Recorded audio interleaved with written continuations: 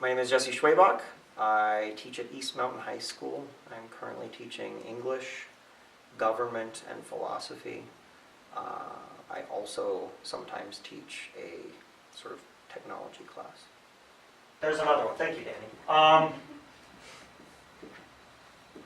Right? This idea that we all share something in kind, that we all ought to have and pursue ends that are in common, is something that is characteristic of this morality.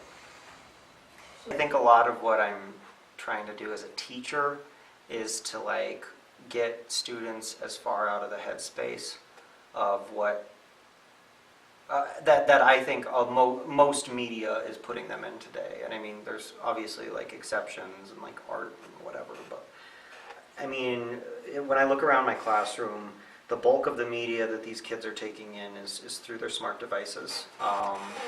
Here is that, remember what the social contract is predicated on. It's not predicated on a love of your neighbor. It's predicated on law. A fear of your neighbor. Yeah. Right? That's the state of nature.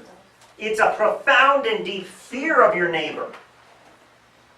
And when we enter into a social contract, we are agreeing upon limitations on our existence that are also imposed upon their existence in hopes of leading a more comfortable life. Okay, so for me, the importance of philosophy is right there, right? The power of critique, the ability to be aware of the fact that you are existing under a paradigm and that paradigm can potentially be reworked and tossed out or edited dramatically.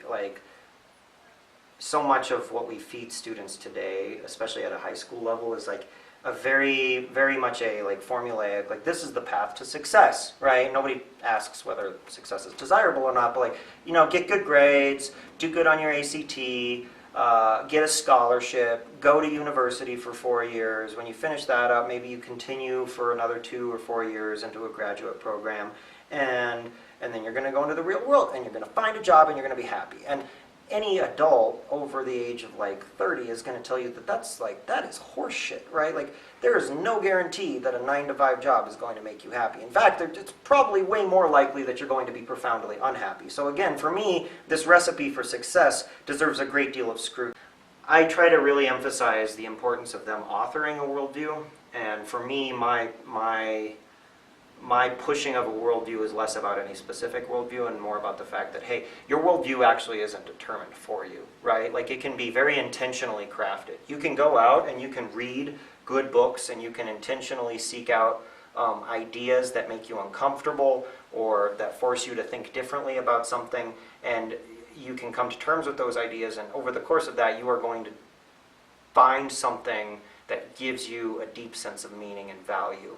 Or you can, swallow whatever's been served up on the plate for you by the prior generation and hope that it's going to keep you going through the rest of your life. And we can keep doing it. Does anyone else feel I feel like we finally hit a wall. And this time that I read Beyond Good and Evil, it feels way different than the last time I read Beyond Good and Evil.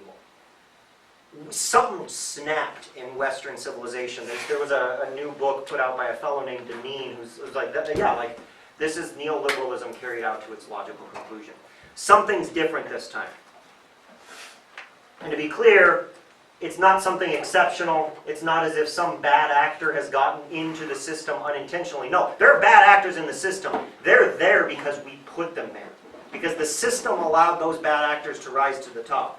Because they're the ones who gave these people audience and credit and formulated a value system where these folks could rise to the top and be seen as potential leaders. This is the system we are dealing with. And we can continue going down this path, but it feels untenable to me. We have to realize that a really valuable resource in our society are the people who are going to be paying our Medicare benefits, right? Those are the people that we want to invest in the most, and we're investing in them the least right now. And that's horrifying because it's going to start paying dividends. I think it's already paying dividends.